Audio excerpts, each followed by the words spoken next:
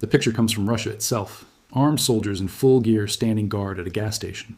Not protecting a bank, not guarding a border, protecting fuel pumps. In mid-August 2026, Vladimir Putin sent the National Guard to watch over gasoline. This is the moment the fuel crisis stopped being a rumor and became a national emergency. Fewer than 3 out of every 10 gas stations across Russia had fuel to sell that week. Not in Siberia, not in some distant corner, nationwide. The man who spent 4.5 years promising his war would cost ordinary Russians nothing, now needed armed guards to keep the peace over the last liters of gasoline. Drivers are fighting in the queues, on camera, punches thrown over fuel. And anyone who complains out loud risks a fine, a court case, or a knock on the door from police. Russia, one of the largest oil producers on Earth, has run out of gas for its own people. Why, and what happens next? By the end of this video, you will understand exactly how this collapse happened. This is not Ukrainian propaganda. This is Russia's own state media, its own officials, and its own citizens describing what is happening on the ground. The record is public. The numbers are real. And the real story, the one buried under the headlines, is even more dramatic than it looks. Start with the number that should stop you cold. 28%. That is the share of Russian gas stations with fuel available in mid-August 2026, according to Yahoo News, citing a local fuel monitoring service. 1 week earlier, the figure stood at 41%. A drop of 13 points in 7 days. That is not a wobble. That is a country losing access to a basic commodity at measurable speed. Euronews independently confirmed the exact same number. The monitoring app, Giddibens, put nationwide petrol availability at 28% of filling stations, down sharply from 41% the week before. And Euronews added a detail that changes everything. The Kremlin has officially acknowledged the crisis. An admission Moscow almost never makes about something this embarrassing. What did the government do with that admission? It sent in the guns. According to Yahoo News, Putin deployed Russia's National Guard, the Rosgvardia, to patrol gas stations outside Moscow. Armed federal security forces, built for riots, terrorism, and threats to the state, now stand watch over fuel pumps while ordinary drivers wait in line. Look at the scenes from the queues. Reporting on the crisis described drivers in Nizhny Novgorod literally wrestling each other in gas station lines. People scrambling to cut the line. People exceeding their ration. The situation was described in blunt terms. This is a rear that is collapsing. The videos are not obscure. Newsweek reported that clips went viral across social media showing drivers fighting over dwindling fuel, massive highway queues, and completely blanked out price boards at stations that had simply run dry. Even Kremlin-backed media could not hide the scale. The newspaper Vesti itself reported gasoline was available at only 28% of stations nationwide. When state media prints the number Moscow wanted buried, you know the situation has escaped the official script. Then the rationing started. Reuters, cited by Newsweek, reported fuel sales restricted in at least 10 regions by mid-August. Russia's own oil companies imposed their own limits. Rosneft capped purchases at 30 liters per vehicle, Tatneft at 50, Gazprom Neft, somewhere between 40 and 60, depending on the location. And this time, the crisis reached the one place Putin spent the entire war trying to protect: Moscow. According to the Moscow Times, Gazprom Neft stations in the capital reinstated purchase limits of 60 liters per customer for regular gasoline in mid-August, after briefly rolling back restrictions earlier in the month. Tatneft kept sales in Moscow at 50 liters of regular gasoline and 60 liters of diesel per vehicle. And then came something that had genuinely never happened at this scale. Queues formed at pumps in Moscow, the capital, the showcase city, the last place the Kremlin wanted anyone to see this. By Wednesday of that week, the Yandex fuel service showed a common gasoline grade available at just 1 in 10 stations across the entire capital. 1 in 10. In Moscow. The city of more than 13 million people, at the center of one of the richest oil countries in the world, running dry. An ordinary Moscow resident told NBC News what it looked like. Some gas stations are closed, he said, and those that are open don't always have a full range of fuel types available. Plain words, understated words. They carry weight precisely because they are so quiet. NBC News put the moment in perspective. A fuel crisis that had persisted for nearly 2 months. Unprecedented, in the outlet's own words, in over a quarter century of Putin's rule. Multiple wars, multiple economic crashes, multiple waves of sanctions. None of them produced this. Russia's own energy minister could not fully paper over it. According to the Moscow Times, Energy Minister Sergei Tsivilev admitted publicly that long lines continued to form at gas stations, while still insisting fuel remained available, while still claiming the government was fixing what he called logistics bottlenecks. Careful minimizing language. Acknowledge the visible symptom. Avoid the actual word crisis. This has become the Kremlin's consistent playbook throughout this entire episode, and it is a playbook that gets harder to sustain with every passing week. So what is actually causing one of the largest oil producers on the planet to run short on its own fuel? The answer traces back to one thing: a sustained Ukrainian drone campaign against Russian refineries. It intensified sharply in the second half of 2025. It has never really stopped. According to detailed public tracking of the crisis, Ukraine carried out over a dozen drone attacks on Russian oil infrastructure in a single 3-week stretch in August 2025 alone. The targets concentrated heavily on facilities in the Ryazan and Volgograd regions. Independent oil and gas analyst Boris Ehrenstein called it the most severe crisis Russia had faced in years. The size, the coordination, the repeated waves of strikes. They made it functionally impossible for repair crews to fix one damaged facility before the next wave arrived. That pattern has never stopped. Oil Price reported Ukrainian drones struck an oil refinery in Bashkortostan in mid-August 2026, a republic lying far from the Ukrainian border, north of Kazakhstan. Its regional head, Radi Kabirov, confirmed the refinery had been hit. The scale of the pressure keeps growing. One of the single biggest drone waves of the entire war struck the Moscow region in the same period. At least 600 drones sent against the capital region in a single night. The reporting described widespread panic and some casualties. Ukraine has combined strikes in Moscow's own airspace with continued pressure on the refineries supplying the capital's fuel. In one overnight operation, Ukrainian forces hit 2 Russian oil refineries, one in Krasnodar, another in Yaroslavl, part of a campaign aimed directly at infrastructure tied to the war effort. Why refineries? Ukrainian officials see a strategic purpose. The fuel crisis stands as evidence that the long-range strike campaign is doing more than damaging facilities one at a time. It is forcing Moscow to manage a visible, ongoing problem at home. It exposes a genuine vulnerability at the heart of a country whose claim to global power has rested on energy for decades. A strike on a military airbase is tactical. A strike on fuel reaches into the daily life of every ordinary Russian. That is the difference. And that is where the story shifts. From an economic crisis into a test of how Russia's political system handles visible public anger. This is the heart of what makes this moment worth paying close attention to. Russians have begun facing fines and detentions simply for complaining about gasoline. According to reporting on the crisis, authorities in some cases labeled ordinary complaints as unauthorized rallies, or illegal campaigning, a video petition, a small protest plan, each one now treated as a crime. On July 16th, 5 residents of Volgograd recorded a video petition. They addressed Alexander Bastrikin, the head of Russia's powerful investigative committee. They described the gasoline shortage in their city, and they asked why city administration officials were using official fuel cards to fill personal vehicles while residents waited in line. According to reporting on the case, those 5 residents were subsequently detained. Yahoo News confirmed the detentions and added a separate detail. A man in Perm had also been detained and fined. His crime was planning a public protest over the fuel shortage. One case captures just how far the crackdown has reached. A man named Samolovsk properly notified his local administration of his intention to organize a small protest.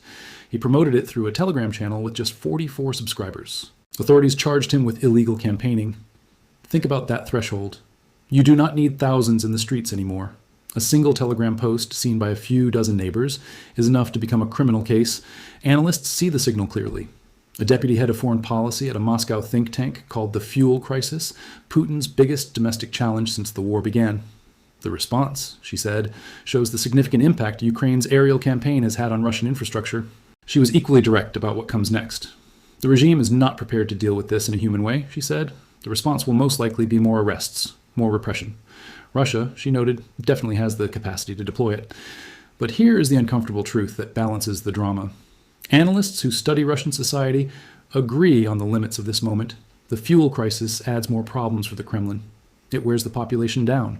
Yet Russian society is not yet capable of organizing a movement to stop the war. That is the blunt conclusion of multiple independent analysts. The anger is real. The organization is not. And that gap is exactly what the system was built to maintain. Perhaps the most striking comment came from inside Russia's own establishment. Not from an opposition figure, not from an exiled journalist, from the head of Russia's largest state bank. German Greff, CEO of Sberbank, told shareholders on June 30th, 2026, that he did not believe there was anyone in the country whose primary concern was anything other than ending the war as soon as possible. Read that sentence again.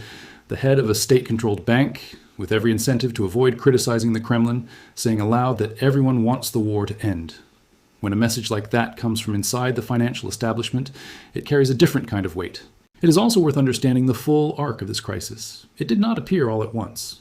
Reuters reported, cited in the crisis tracking, the Crimea and Russia's Far East were the first territories to experience gasoline shortages back in August 2025. By September 2025, repeated strikes had reduced Russian oil refining capacity by almost a fifth on certain days. Shortages spread into the Volga River region, into southern and central Russia, areas that had felt almost no direct disruption until then. Russian media called the 2026 resurgence a second wave. According to Medusa, residents in regions from the south to the Far East once again reported long lines. Medusa named at least 12 regions with hours-long queues by early August 2026. Krasnodar Krai, Voronezh, Kursk, Rostov, Ryazan, Tambov, Tula, Saratov, Smolensk, Penza, Ulyanovsk, Primorsky Krai in the Far East. The list reads like a map of Russia itself. The Sochi city administration went even further. It asked residents and tourists to simply stop using their personal vehicles. Officials cited what they called logistical disruptions in fuel supply. Stop driving, the government said, because there may not be fuel for you. The two-wave structure reveals the real dynamic. A genuine one-time supply shock should resolve itself once the disruption passes. Repair crews catch up. Life returns to normal. That is not what Russia has experienced. Instead, the crisis recedes just enough to let officials claim progress. Then it resurfaces at similar or greater intensity within weeks. That pattern only makes sense if the underlying cause keeps recurring. Drone strikes on refineries outpaced the country's ability to repair them. The Moscow Times itself described the August resurgence as a second wave, language that has become standard across Russian business media. The phrase quietly concedes the pattern while carefully avoiding the cause. War, drones, strikes, the words officials will not say. Even when officials try to project calm, the numbers undercut them. Medusa reported Deputy Prime Minister Alexander Novak, who oversees the fuel sector, held a meeting on August 11th specifically to address the domestic market. Afterward, agencies and oil companies were instructed to continue coordinated efforts. Vague bureaucratic language, continued coordination. No specific failure acknowledged. Authorities still have not officially admitted this new wave of shortages, even as regional reports keep confirming it from every direction. Now add the price dimension, because even where fuel exists, it costs more. Euronews reported retail petrol prices rose 7.4% in the first half of 2026 alone, reaching an average of 70 rubles per liter nationwide. Diesel climbed more than 12%. Residents in some regions said prices exceeded 100 rubles per liter, roughly $1, a striking figure for a country whose entire economic identity is built on cheap, abundant energy. The cheap era is ending at the pump. The Kremlin ordered the Federal Anti-Monopoly Service to tighten price controls. The agency confirmed it had opened 41 separate cases investigating pricing practices. 41 cases. That scale of enforcement is itself a confession of how widespread gouging had become. And then Russia reached for solutions that would have been unthinkable a few years ago. Belarus supplied a record 212,000 tons of petrol and 162,000 tons of diesel to Russia in July 2026 alone, processing Russian crude on what is known as a tolling basis. Belarus became, in Euronews characterization, Moscow's most important external fuel source. Think about that. Russia, the energy superpower, now depends on Belarus to keep its own pumps running. But even that lifeline has hard limits. Euronews noted Belarus's 2 refineries have a combined export capacity of roughly 2 million tons per year. A fraction, the outlet said, of what Russia actually needs to close the gap. Russia even brought back a previously banned low-grade fuel to help plug the shortfall. A fuel class the country had largely phased out. When the rules get relaxed, just to keep people driving, you know the options are running out. Pause on how unusual this is. Russia is not a country lacking crude oil. It remains one of the largest producers on the planet, pumping millions of barrels a day even amid war and sanctions. The shortage is not underground. It is in the refineries. The country lacks the capacity to turn its own crude into usable gasoline and diesel because the facilities that do that conversion keep getting knocked offline, faster than they can be repaired. You cannot buy your way past a damaged distillation unit. That distinction matters. It explains why this crisis cannot be simply spent away, or imported away, or drilled away. You cannot drill your way to more refining capacity in the middle of a war. There is a deeper reason the repairs lag. Reuters reporting, cited across multiple outlets, noted that many specialized components needed to fix modern refining equipment came from Western manufacturers, components that have become far harder to obtain under sanctions. That is why importing finished fuel from Belarus became central to the response. Russia's repair capacity is the real bottleneck, not crude oil, not money. The ability to fix what the drones keep breaking. It also explains the language. Officials keep reaching for the same words every time the story resurfaces. Logistics bottlenecks, continued coordination, Distribution issues, never the actual cause. Every fresh wave gets attributed to logistics instead of war. The vague phrasing functions as a linguistic firewall. It protects the government from ever connecting its own invasion to the queue a driver sits in outside a gas station in Nizhny Novgorod or Rostov. Be fair and precise about what this crisis does and does not represent. Nothing in the reporting suggests the Russian government is at risk of imminent collapse. No organized political movement can force policy change in the near term. The consistent assessment from multiple independent analysts is clear. Russian society lacks the organizational capacity to turn widespread frustration into a coordinated challenge. A reality reinforced by how fast authorities punish even the smallest complaints. A 44-subscriber Telegram channel, a video petition to a federal official, a single planned protest in Perm. Each one met with detentions, fines, and charges. The gap between real anger and organized outlet could not be drawn more clearly. It is worth remembering Russia has seen organized protest over hardship before, in a different political era. During the global financial crisis, Russians staged coordinated demonstrations. In cities including Vladivostok and St. Petersburg, thousands turned out in a declared day of anger over falling living standards, rising unemployment, new taxes on imported cars. Analysts back then described a mood that had shifted but had not yet become a movement. The words sound remarkably similar to how observers describe today. But the crucial difference is what happened to the political system in between. The channels that allowed even a modest protest to organize have been systematically dismantled. Independent media coverage, functioning opposition parties, a legal framework that treated peaceful assembly as a right, all gone, most severely after the outbreak of the current war. A 44-subscriber Telegram channel promoting a peaceful protest would not have been remarkable in that earlier era. Today, it is a genuine legal threat. The difference says less about the scale of anger, which appears comparable or greater now. It says far more about how completely the infrastructure for expressing that anger has been destroyed. The field is empty. The stadium is watched. But it would be equally misleading to treat the absence of protest as evidence the crisis does not matter. It clearly does. The evidence sits in details far harder to dismiss than a viral video. National Guard troops stationed at civilian gas pumps, the head of Russia's largest state bank telling shareholders that ending the war is now the country's overwhelming priority. Retail fuel prices climbing double digits in a single year. A government forced to import record volumes of fuel from Belarus just to partially offset a shortfall it still will not officially name. These are not rumors. These are documented, sourced facts about the state of the country. Whatever the political ceiling on this crisis turns out to be, the floor underneath it is already very real. Millions of ordinary Russians standing in gas lines, watching fights break out over the last liters at the pump, worrying whether they will be fined for saying so out loud. The everyday lived reality of the collapse. And that floor keeps sinking lower with every fresh wave of strikes on the refineries that were supposed to make this exact scenario impossible. Let's step back and follow the chain one more time. Drones hit refineries. Refineries go dark. Repair crews fall behind. Fuel supply shrinks. Rationing begins. Armed guards appear. Complaints get punished. That is the full sequence. Every link in that chain was visible in 2025. The strikes, the shortages, the spreading regions. But the chain did not snap until 2026. The summer brought it all together in one place, the capital. Moscow was the last fortress of denial, the city that was supposed to feel nothing, the city whose residents were told the war happened elsewhere. When fuel queues reached Moscow, the last denial died. The Kremlin's response to that moment tells you everything about its priorities. More guards, more controls, more punishment for speech, not more honest talk, not a different policy, just a harder squeeze on reality. Consider what the armed guards actually protect. Not the fuel, the fiction, the story that everything is fine, that the war costs nothing, that the country marches on while its people wait for hours to fill a tank. Every soldier standing at a pump is a symbol. He is there because the war came home, because the rear is no longer the rear, because the ordinary Russian, the one promised a quick victory, now watches his neighbor fight over gasoline. And still, the official word does not change.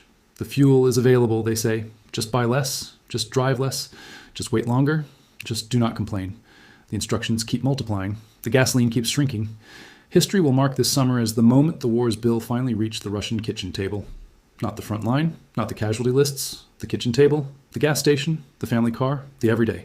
That is where wars are actually won and lost. Not in trenches alone, in the willingness of ordinary people to keep paying. And the fuel crisis is a bill that arrives every single day, with interest. The comparison to the Afghan war writes itself into every analyst's notes. Wars that outlive the patience of the people who pay for them.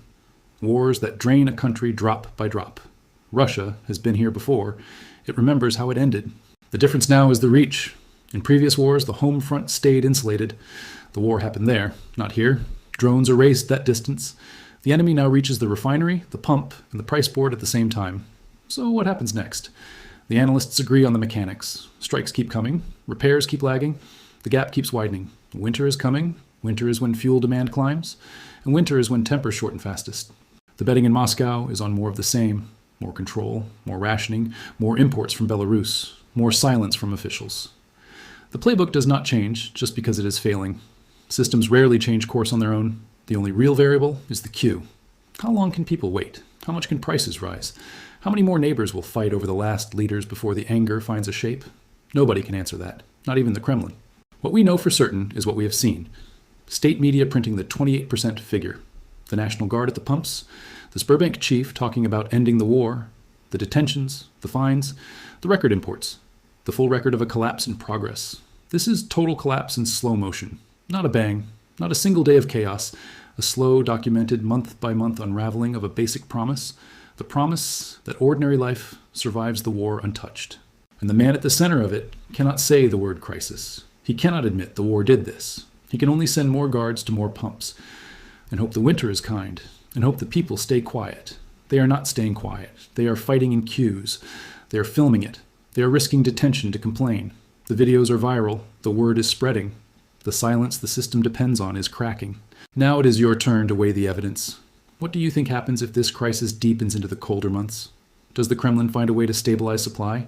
Or does the pressure keep building with nowhere organized for it to go? Drop your answer in the comments. The debate matters because this story is not finished. The next wave of strikes is already being prepared. The next queue is already forming. The next number is already falling. If you want fact-checked breakdowns of exactly what is happening inside Russia, subscribe. We follow the numbers. We follow the queues. We follow the collapse. And we will be here when the next chapter writes itself. Because this is not drama. This is documentation. Every fact in this video comes from the record. And the record says the same thing in every language. One of the largest oil producers on earth cannot fuel its own people. Armed guards at gas stations are not a sign of strength. They are a sign of the opposite. They are what a system looks like when it has run out of answers. And they are standing there now in Russia as you read these words. The war started with tanks rolling toward Kyiv. 4.5 years later, it is being decided at a gas station, by a queue, by a ration, by a man reaching for his wallet and finding an empty pump. That is the real front line, and it is moving.